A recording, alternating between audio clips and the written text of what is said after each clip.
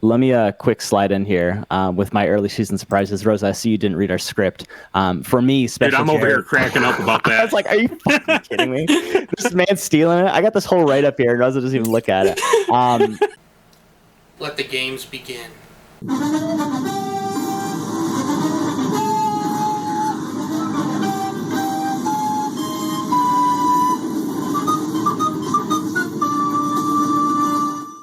All right, let's do it. Well, welcome in to the 1 Yard Fantasy Football Podcast with your MPFL champion, Ryan Phillips.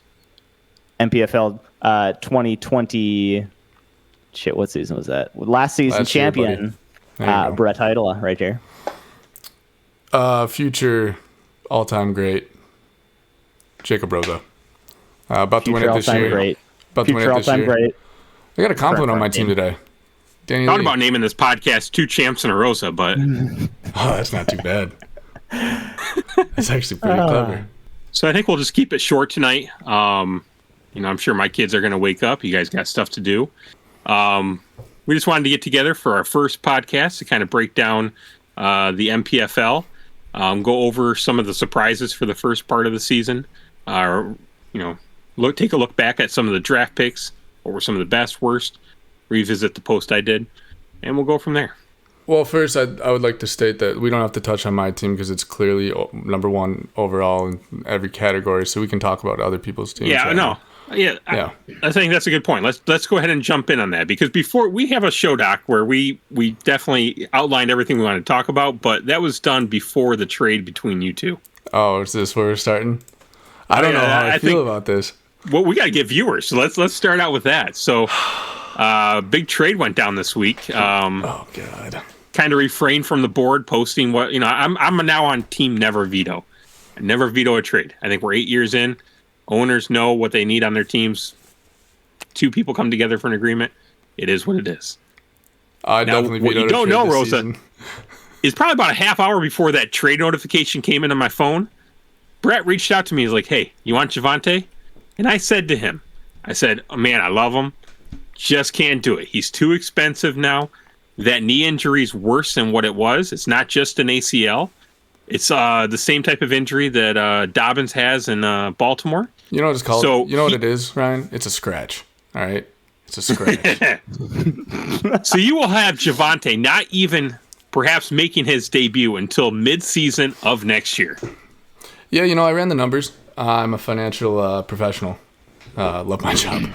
I hate my job. I ran the numbers, checked on my contracts, and if I have him, I'll take the risk with that contract. And until 2025. We'll still have some wiggle room. We'll have some wiggle room. I agree. I think if he came back mid-season next year and he's handed the reins and this is your 4 down back, 3 down back, this is your team. But they're not going to do that. They brought Gordon back this year to split carries with them. Gordon won't come back from injury. Gordon won't be back next year. No. But they'll probably draft someone second, third round. Mike Boone's not looking bad. What's that? Mike Boone's not looking bad. They've made it clear that they're not going to have Javonte be the workhorse. That's not true. They knew his knee was weak. He's going to go get some iron in it. It'll be Here's fine. the thing. I realized, I'm like, this man just lost his leg. I need to move on from him as quickly as possible. I reached out to 3 people in the league immediately. I was just going down the line. Who is the most historic trader in the MPFL? Is that Danny Lee? Danny Lee. I reached out to Danny Lee, and Danny Lee said no to Javonte Williams. I was like, hey, man, you want to make a move? And he's like, I'm not interested. Luckily, my boy Rosa, my original farm team, came through for me yet again. I'm glad we're and helped me this. move on from a contract that I did not think I thought I was going to be stuck with him for the next 3 years. I'm glad. Hey, and all it cost you was an underperforming Ekeler. I know. Thank goodness that Rosa's still bitter that I just stomped him. So let me break it down for you, future losers of this season. We'll give you the last word here, Rosa, so that way let me break it down for you. On the next stuff. I had a plethora of wide receivers. A plethora. I was hurting on running backs. David Montgomery hurt. I got Miles Sanders, and I had Melvin Gordon, and James Conner's not performing. Austin Ekeler, his ceiling is very high. I had Amon St. Brown on my bench. I had Chris Godwin on my bench because they were both hurt. My other two wide receivers are A.J. Brown and Curtis Samuel. And I got a couple other potential studs down there on my bench. So when Brett reached out to me, I was very torn to give up Pittman. So I didn't. When it was just Javonte, we weren't making a deal. Because that's what I told him. I said, I don't think I can just swing getting Javonte. And then he threw in Ekeler's name. And I knew the risk with Javonte, but the way I see it is he's riding the IR, whatever. That's a future problem later on, or a future solution. He could come back, he could be great. Could be a good trade. I could keep him. He could win me another championship next season, back to back. But Ekeler, his ceiling mixed with my additional wide receivers that are both starters. I mean, I'm on St. Brown. Put up like 30 points, almost 40 points the one week. 29. 30 points. I forgot how many points he put up. And Chris Godwin, when he's healthy, he'll be solid. Curtis Samuel, he's been doing well. Couple of down weeks. And then A.J. Brown's also solid. I got Jalen Hurts, QB1. All I needed was a running back with high ceiling. So Ekeler, I'm willing to take the risk and give up. I love Pittman, but I'm willing to give it up because that's what you got to do to win a championship. That's what you don't view Miles Sanders as an RB1. He's starting now after he put up 27 points when I put him on the bench. What if you played him last week? That would have been something. I think about that a lot, actually. Good stuff. Good stuff, Mr. Goffrey. Do you guys want to move on to the next topic? I'm sure there'll be more opportunities to rip on Rosa's decisions. So first question we have, early season surprises. So I'm going to start with you, Ryan. Which team surprised you the most so far, good or bad? All right, so I'm going to say Titletown Cheeseheads. Now, some people might think, okay, here I go. He surprised me because he's bad. But that's not a surprise, right? Yeah. Here's the thing. It's been 8 years. Jared is finally learning how to play this game. You know, he had a solid draft. He didn't overdraft Packers or Eagles. He's had some good waiver wire pickups. He has some depth this year. And now the only thing I don't like is I do think that trade he pulled off, I think definitely favored him. He trades a concussed, broken back Tua, who I think we all knew was going to be that. Now, I think for no fly zone, that's definitely a future move. He could bring Tua back on an option or a contract. Yep. You just got to hope that he's going to be the real deal. He had that one good week, and he's been kind of average ever since. So, I think there's some good parts for no fly zone to move forward. He could also trade Judy, get more capital moving forward. But, he's definitely made some moves with his farm teams to get more talent. So, yeah, I would say, finally, I think after all these years, Jared's finally taken a step back, looked at the team that he admires, the Regulators, seen what I've done to become a championship team, and he's trying to take those same steps to get over that 1 yard hump to make it to the playoffs. There we go. That's very fair, yeah. And he might make it to the playoffs, but history shows that he will not win a championship. So yeah, I think there's going to be some more bad fantasy juju coming his way. So we might see another 1 yard loss coming up here. That'd be something. Mr. Jeff Bezos will probably make another visit because of Ryan here. Rosa, you got anyone in mind for big surprises? I do. I have a couple. I have biggest surprise, both positive and negative. So okay. I'll make it quick. So my first one, right off the bat, was Special Jared. He is killing it this season. He was my first loss of the season. The 1 week he put up was close to 150 points, his team did. And this is a team that last year was the easy dub. I remember I got a text from Brett before the season started when the divisions got set. And it was all caps. He's like, oh, Special Jared's in my division. Hell yeah. Like, easy dub. And now he's leading the division in most points scored. He's 4-0, just dominating every week. I mean, his lineup preseason on paper, we kind of write it off like an average thing. Nick Chubb is underperformed in pass. nobody really knew how Marquise Brown would be. Tyreek Hill was a question mark, but he had a solid draft, and it shows being 4-0. So that's really surprised me, and it makes me happy that he's in Brett's division. It helps when you don't blow off the draft to go play volleyball. That's what he did 2 years ago. One of the worst teams in the league. Got a bunch of kickers on his team. He was horrible last year. I mean, yeah. For me, my first year was last year, and I played him, and I was looking forward to that game. When I was losing a lot, I was like, "This is gonna be a win." So, and this year, it's the complete opposite. He's completely turned the team around. His team's looking strong. My quick negative, I was looking at it today. You guys might disagree, but I'm really surprised with no-fly zone being 0-4. He's got some real studs on there, some preseason players like Gabriel Davis, Jamar Chase, Najee Harris, that came into the season like really top guys, like really good, and all of his players they're all the players that are underperforming, not doing well.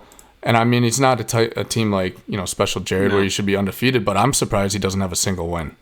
For no fly zone last year, man, Gary had a scary team last year. Mm-hmm. I think that Gary's team was maybe better than my team last year. I know when he got knocked out of the playoffs, I was like, thank you. I was really nervous last year. And is that because he beat you 2 years ago when you were 16-0? Is he the one? No, he's not. We'll get to that. Okay. But no, last year I beat Gary in both of our games, but his team was a stud. I think he had Tom Brady. He had Tyreek Hill the last year of Rob Gronkowski, Jamar Chase in his first year. Like, he had a stud team, and it's honestly a shame that that franchise, man, last year was like a special year. Well, he holds the MPFL record for most points scored in a game. Yeah. He's the one with the record, huh? Yeah. Wow. Yeah. Like I said, he had a stud of a team. I don't think all expiring contracts, so it's a shame. I mean, it's not a shame. I'm obviously happy that I won, but he had a hell of a team last year. Yeah, he did. And I think it was kind of a flash, and then the 0-4 is really a bummer. I think he was the one that knocked me out of the play. It was either him or American Pony that knocked me out of the playoffs last year. You don't remember those? No, amateur. I black out the bad memories. I'm like Stephon Diggs. I just watch, and then but looking at his team, like I mean, like Jerry Jeudy on his bench. Jerry Jeudy has been very disappointing this season. He's got a lot of players that coming into the season. I thought he was a solid team, at least like a 500 team, and just nothing right now. Let me quick slide in here with my early season surprises. Rosa, I see you didn't read our script. For me, Special Dude, I'm over here cracking up about that. I was like, are you fucking kidding me? This man's stealing it. I got this whole write-up here. Rosa doesn't even look at it. Special Jared, biggest surprise for me.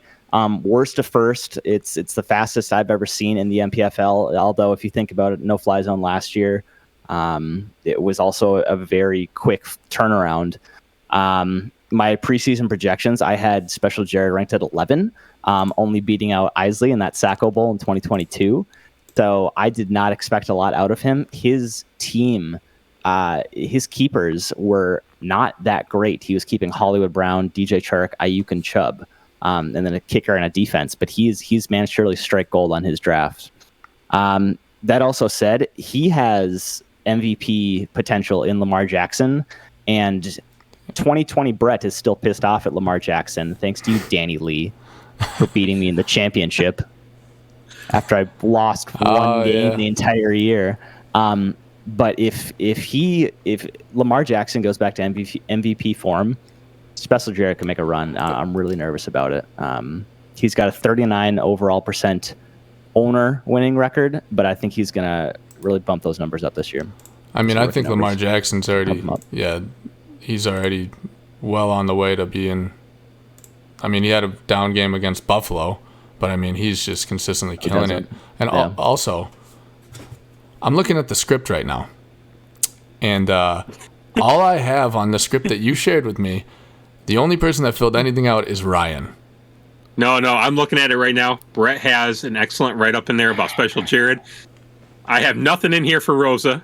No, Rosa didn't do anything. This is all I got. The blue writing is Ryan. There's no, and the black is me and Brett. There's nothing. So I don't know if mine didn't update. You probably have to hit refresh. Yeah. When did you do it, Brett? I opened it today. I did it like an hour before. I procrastinated. Oh, okay. That makes sense. I move on to section number 2. Rosa's just going all I Leroy definitely. Jenkins on us I here. screenshot it. Okay. Yeah. All right. Let's do You it. boys ready for next section? We're going to revisit the best and worst draft pick posts. Everyone pick a changed or a new player. Ryan, you want to start out with this since we got to give Rose a little bit of time to get us thoughts together? Yeah. Yeah, this is the area that I did not have any time at all to really look into. So I might just let you guys take over for this one. Oh, That's boy. fair. Okay. So, yeah, looking at this, I went through back every team. Mm-hmm. Now, granted, we're 4 weeks in, so a lot can still change. But I thought pretty much most of my picks were pretty spot on. There's definitely some I would change. And I think one that jumped out to me the most was Christian Kirk. Prior to the season, I wasn't all about him. I thought he'd be okay. Yeah. Just didn't expect much out of the Jacksonville offense, but he's clearly emerged as the wide receiver 1 in Jacksonville. They paid him to be. He's stepped up from what he was in Arizona. I think again, going off what you talked about with Jared, the other Jared, Special Jared, he found a gem here in Christian Kirk. So he was originally the worst pick. I think that was one of his better picks now. And obviously, if I were to change anything, his worst pick would be Albert O, who he has since cut from the team. So, yeah, I'm going to go with Christian Kirk. One funny thing here. A week ago, before Ekeler's breakout game, I offered to trade Christian Kirk for Ekeler, 1-for-1, straight up. Really? Special Jared. Ooh. Did you really? Yep. I let it sit there. That was before his breakout game. I was just like, man, I'm so sick of this shit. Like, man. But, wow, yeah, you didn't take that, huh? I don't know how much time he let. I let it go for like 5 hours. I just kind of. You really gave up on him, huh?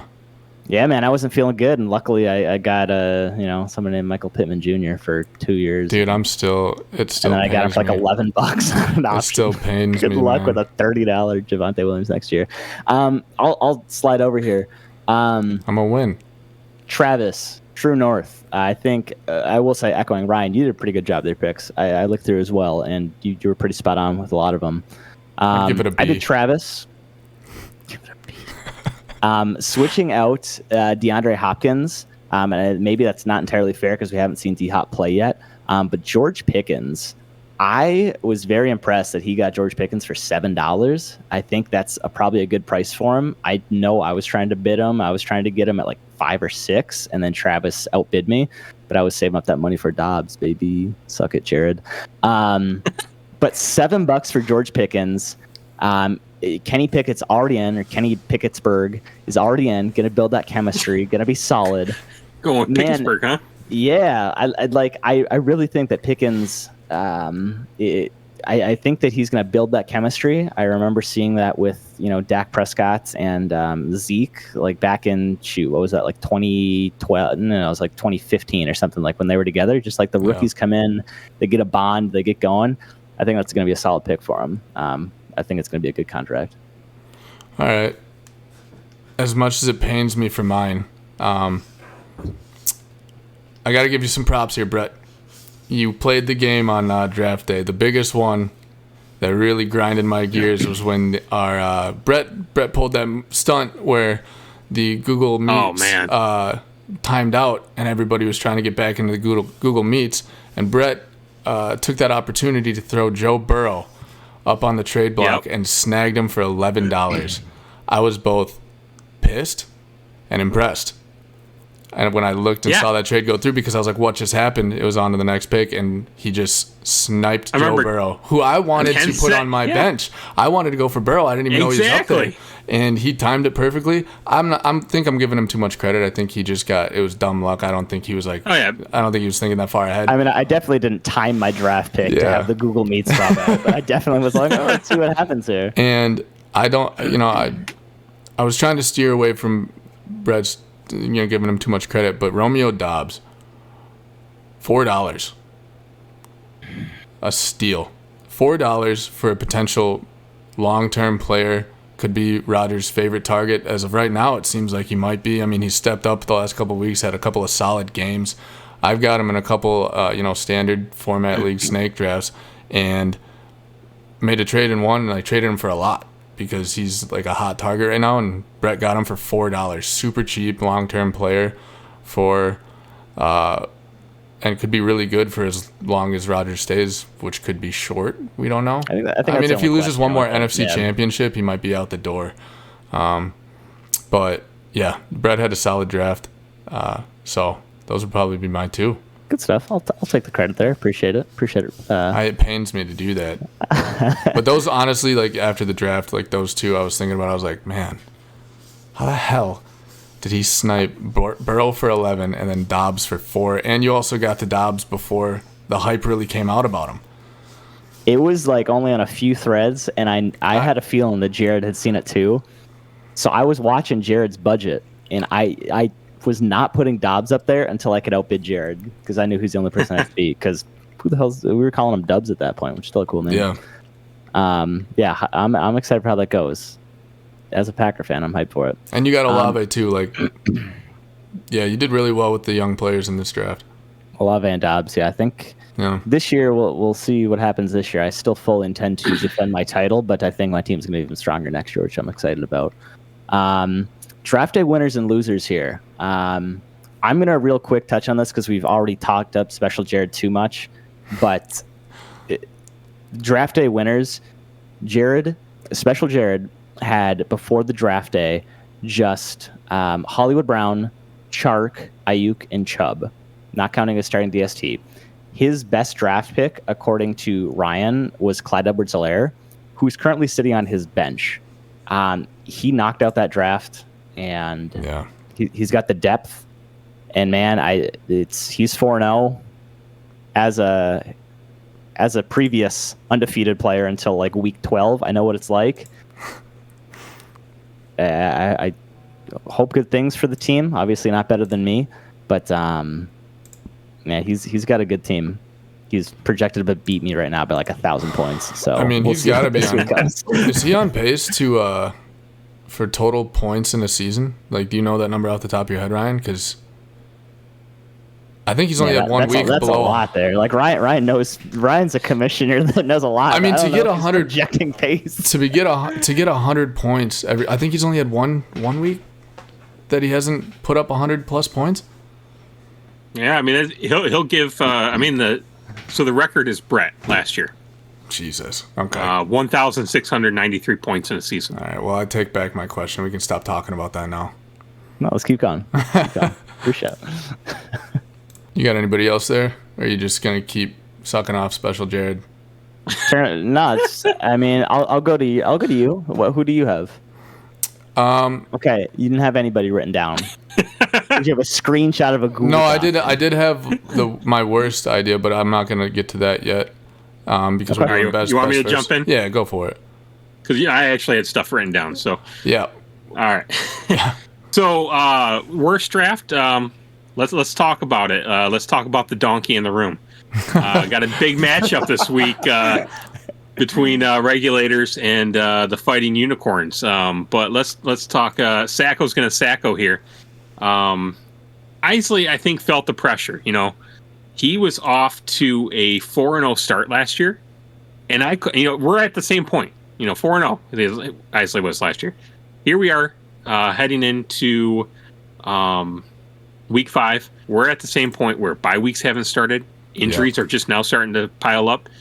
You might have had a really nice starting lineup for the first 4 weeks, but moving forward, it's about depth. It's about what do you have to plug in the next guy that goes down or who's on bye.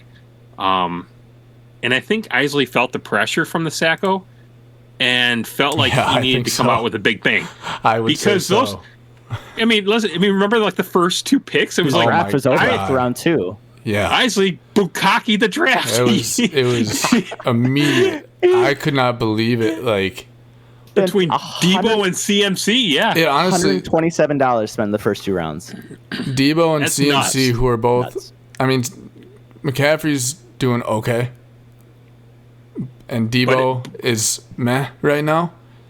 But for the prices he put, holy cow! Oh, after that, his best draft pick was Antonio Gibson, who I laid out before the draft should not be drafted. I cut from my team. I took a cap hit for him. And you have Brian Robinson Jr. coming back, who's going to be getting involved in the next week or two. So, I take a look at it. I actually had, a nice couple draft picks there, but there's no depth. I think that we're going to be looking at, he's going to probably miss the playoffs again, and it's going to be a rough season for him. So, but Sacco's going to Sacco, and we're looking at maybe the back-to-back Sacco champ here. In terms of a team that I think that did really well, might come as a surprise because they're sitting at 1-3. But American Pony, I think American Pony. Take a look at that roster; it's solid from top to bottom. He's someone that whenever I play him, I'm nervous. I think he's always going to have a good time. He's going to have guys that show up, and he's got some depth. But Mixon's underperforming right now. I think he's going to come around. You have Dalvin Cook. He's going to, do Dalvin Cook things. Mike Evans is going to.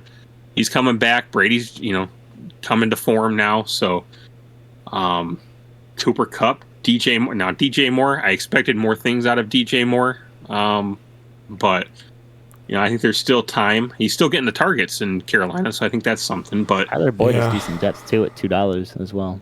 Yeah. Tony Pollard. Yeah, no, you're right. I mean, yeah, DJ Moore, it seems like the same story. I have a list of a couple players that I always just avoid every year.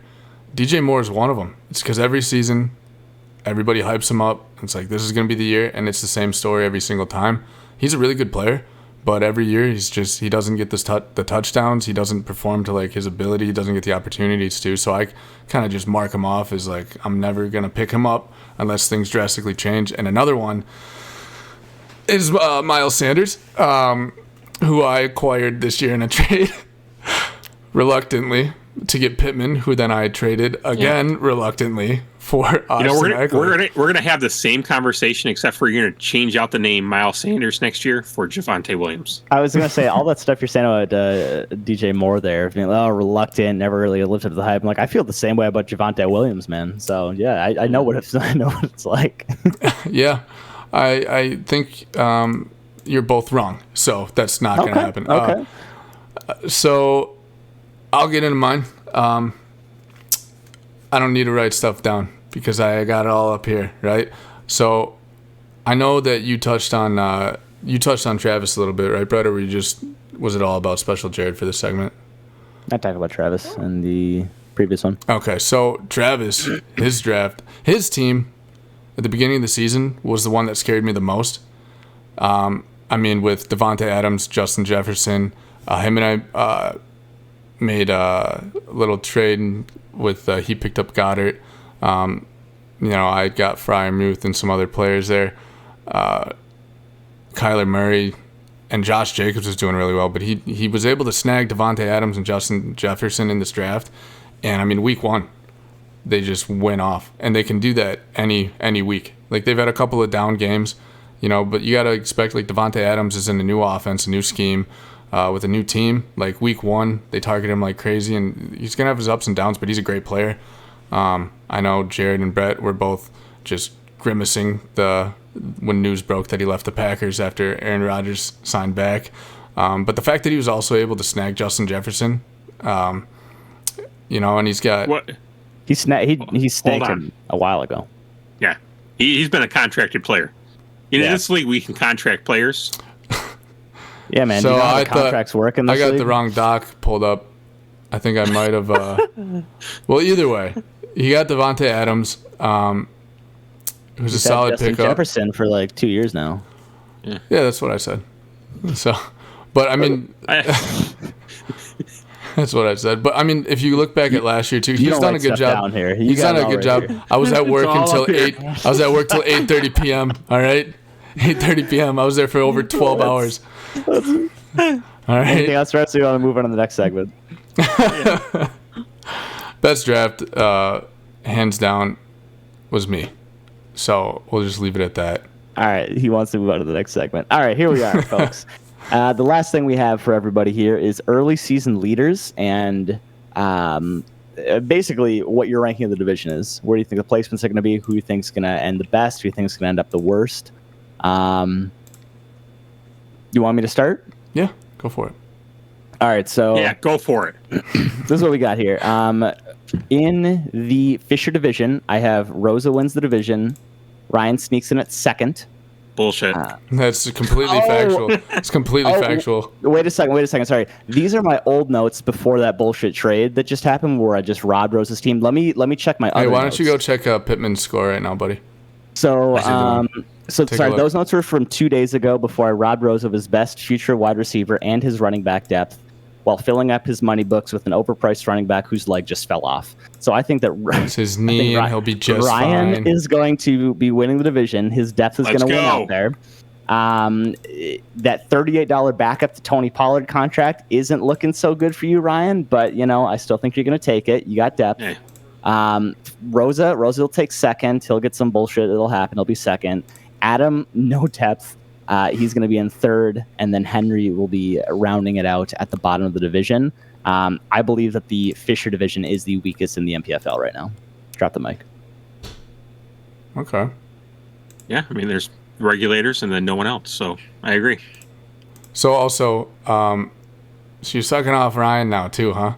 You let him get in your head? Let the record show Brett predicted me first. It doesn't matter. Mind games. It doesn't matter because last season, when I started 1-5, everybody's talking to me about you don't know what you're doing. You should be doing a rebuild. And I said, fuck that.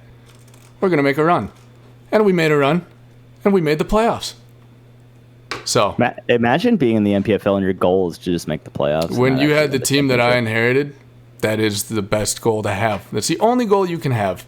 It was rebuild or go all out, and I chose to go all out, and it paid off by a yard, which is why the name. I gotta of the say, podcast. Brett, having the goal just to make the playoffs, that's been Jared Beck for 8 years. Good job. Oh, that's a good goal for first year. I was learning the league. I was figuring out how contracts work. I was trying to figure out trades. And I set my team up for success, and we rolled through and went on a 5-1 streak to end the season, and I beat out 3 of my former bosses. That felt amazing. Sorry, Travis. And then sorry, what happened? Adam. And sorry, Jared. Then I got steamrolled in the first round of the playoffs. At least I got fucking smoked because Jalen Hurts was hurt. Ryan, do you want to move on to your division winners for the Staley? Staley division. Yeah, let's go ahead and do this. So I'm going to pull up the division as it stands right now. So the Staley currently has Whittico at 3-1 at the top. Then we have Cheeseheads 2-2, True North 2-2, No Fly Zone 0-4. Now, the way I see it shaking out is Whittico has a good team, but like Rosa mentioned, I think through the rest of the season, depth, the firepower, I think True North will win that division. That wide receiver starting core, that quarterback, and then to throw on top of it, you're going to get Elijah Mitchell back to finish the end of the season and playoffs. I think that's pretty good for him. So, add in D-Hop, who's going to be coming back here in a couple weeks. Again, he's suspended, so it's not coming off an injury. He's going to hit the ground running. Then you have second place in that division, I think, is going to be Whittico. Hey, sometimes it pays to be lucky, Back-to-back tiebreaker weeks for Whittico, so he's sitting at 3-1.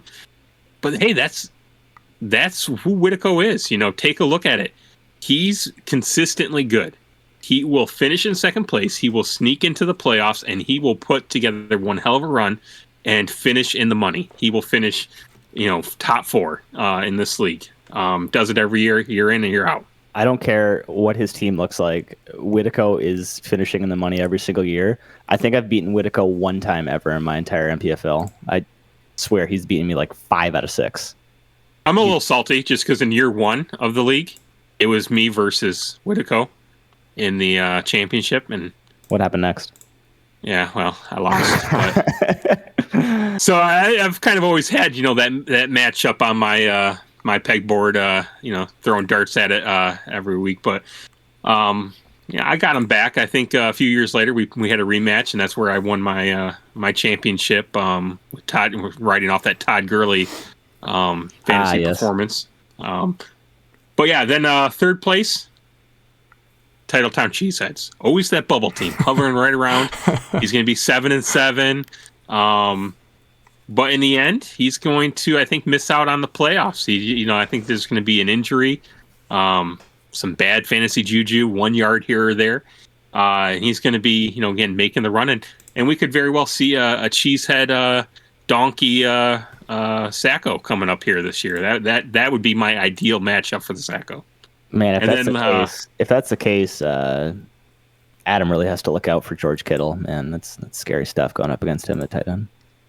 Yeah, and then you got no fly zone rounding it out in last place. I just currently 0-4. It's going to be tough to come back from that. He's already kind of started some fire sale. You have Tua now, who who knows when next time we'll see him play. So, yeah, that's how I see this Staley shaking out. Rosa, do you know who's in the Valor division? This is take a screenshot from last year. This is the one thing I was able to really dive into a little bit during my lunch today. But if there's one division that I would make the closest call, I think it would be the Valor division. It kind of came down to, honestly, quarterbacks. That was kind of the deciding factor for him putting these. Everybody thinks Special Jared, he's on a great pace. But I kind of went off of the team with the most depth. And I think Special Jared gets beat out and falls into second. And I really think that Brett might take the division this year with the team that he's got. I think Joe Burrow is going to show up this season. I think they're going to get it together. He picked up Jeff Wilson, which is solid. You just got James Conner. James Conner's the touchdown back. I mean, it's very hit or miss. It's a bold prediction here, but I just look at Special Jared's team, and he's got some depth. But I really think that he falls a little short and he, gets injuries. Like, I don't think Nick Chubb keeps up this performance the rest of the year. Dameon Pierce is on a bad offense. Lamar Jackson will be solid, and then so Brett, I think, is going to be in first. I hate saying that, but then he also just got Pittman, which I also hate saying. I think it's going to be close. And then, I put Just the West in third. It comes down to quarterbacks. I mean, he's got Justin Herbert sitting there, which he's going to be solid. But then you look at the rest of his team. He's got Khalil Herbert. When Montgomery comes back, he's going to be coming down. I don't trust James Robinson. Drake London being a rookie. He's been good so far, but he's on the Falcons. He's going to have his ups and downs. I think he's going to take some big L's. And, you got to factor in injuries. And he's got a lot of players right now that are hurt. And I think his healthy players, it might flip-flop. So I think he's going to be hurting there and he's going to fall down. And then I really like American Pony's team, but I think they take last because if you look at his team, again, his quarterbacks, his backup quarterback is Marcus Mariota, and he's got Jared Goff as his starter right now. Jared Goff's been killing it. I've been a Lions fan my whole life. I don't trust Jared Goff to continue killing it the rest of the season. And Dalvin Cook's been underperforming. He can bounce back. Joe Mixon is huge. He's got Cooper Kupp, Mike Evans.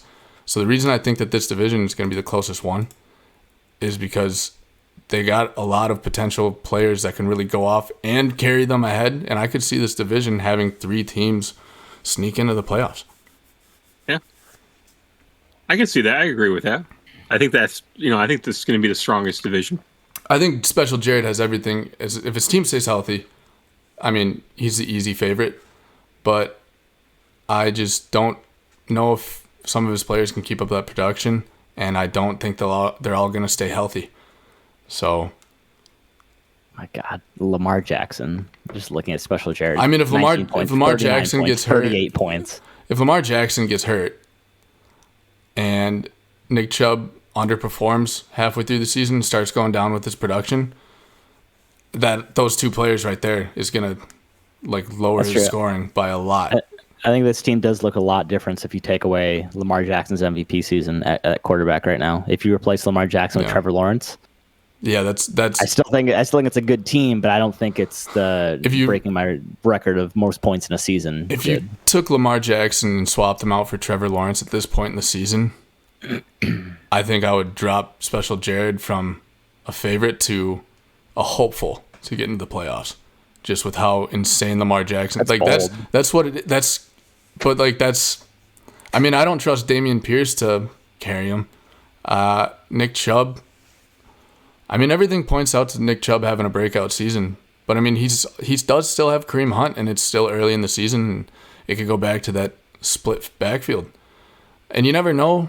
I don't know who knows. A lot's going to change in Cleveland. Yeah, you never A lot's know. going to change once Deshaun comes back. That's exactly. So you never know what's going to happen with that. In the preseason, they looked god awful with Deshaun Watson.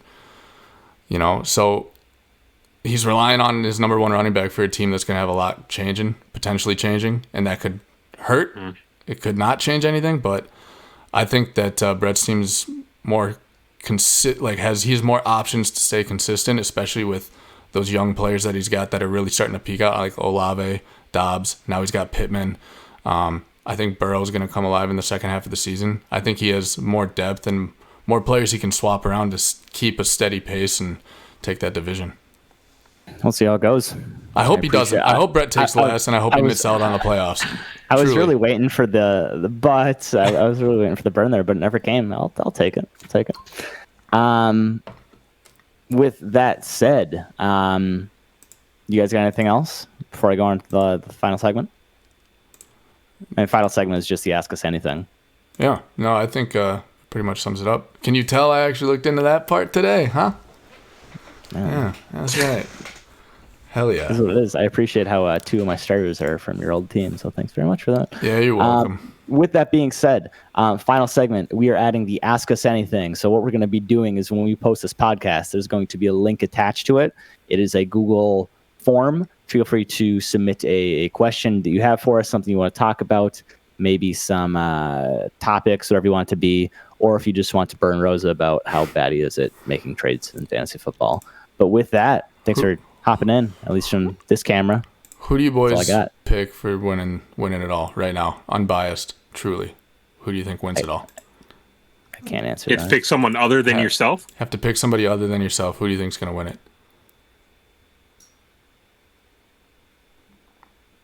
I got mine. Yeah, yours, Ryan? Ah, man. That's early. It's real early. I mean, I'm going to win it, but like if this person will be a close second, I believe. I don't think that I think I have an easy answer. All right, you go ahead. You going to suck up Special Jared again? No, Whitaco. Like I was thinking Whitaco. Do you see Whitaco's team last year? Whitaco had nobody in his championship team last year, and I had probably my best team of all time, and I beat him by like 2 points. Like the man always performs. He makes it in. I'm gonna go with the guy who's made probably $500,000 in fantasy football in the MPFL. Mr. Moneybags, easy for me. He's not even making the playoffs. They're fighting words over there, man. Take it up with them. I don't know the history of this league other than last season, and all I knew. I'm gonna go. I think I'm gonna go True North. I'm gonna throw my dart there. I think that firepower in that wide receiver room, and then I think Kyler Murray's gonna take it to the next level. I mean, correct me wrong. I don't know. Is there gonna be a new Call of Duty release this fall? Cool. Yeah, there is. Yep. Oh, okay. Well, that could torpedo this prediction. But he's getting D-Hop back in a couple weeks, and we see how much better he is with DeAndre Hopkins on the field. Yeah. So I think that will just help elevate his passing numbers to go along with that constant point total they'll get for rushing. But yeah, I'm going to go True North. Cool. You stole mine. Mine was also. I should have wrote it down. I think Travis. I still think that his team is insane. I messaged him the week that we played each other, that was the week that I just got, my players went off and I happened to beat him, but his team could just go nuclear any week, and I think he could definitely win the whole thing. I won't touch too much more into it because you kind of summarized everything for me. So thank you, Ryan. Yeah, that's what I do. Yeah. So I just looked it up real quick. Whitaco has earned $705 in the history of the MPFL.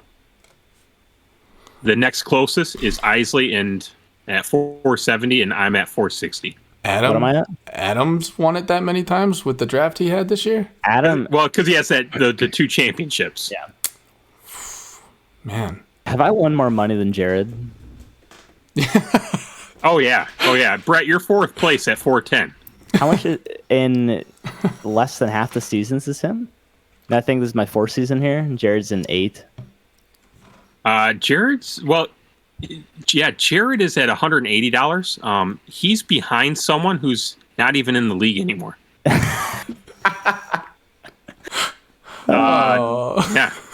Yeah.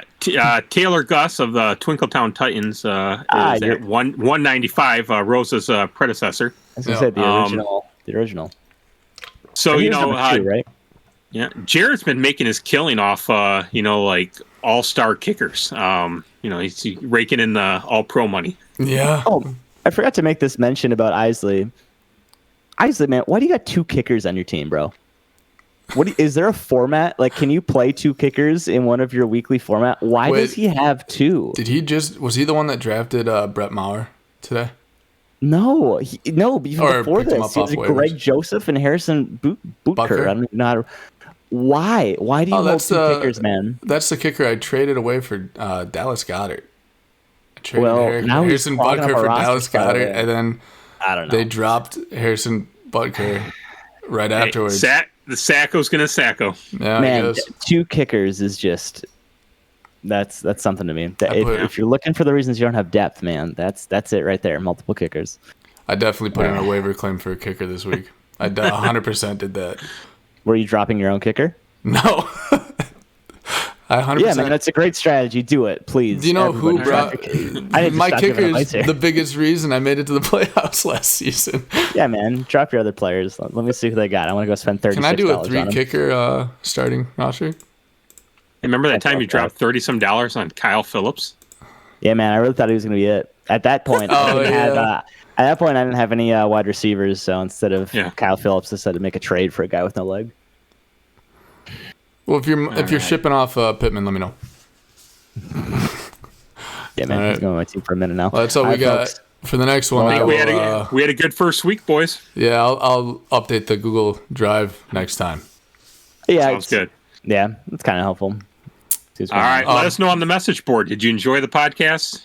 Any other topics you want us to discuss? Submit the Ask Us Anything that will be posted along with the video. Also, Brett is trash in our friend league. He's 0-4. So, just wanted to put that out there. 0-4. All right. This is the only league that matters. Bye, everybody. Exactly. See ya. All right, bye. You'll see you.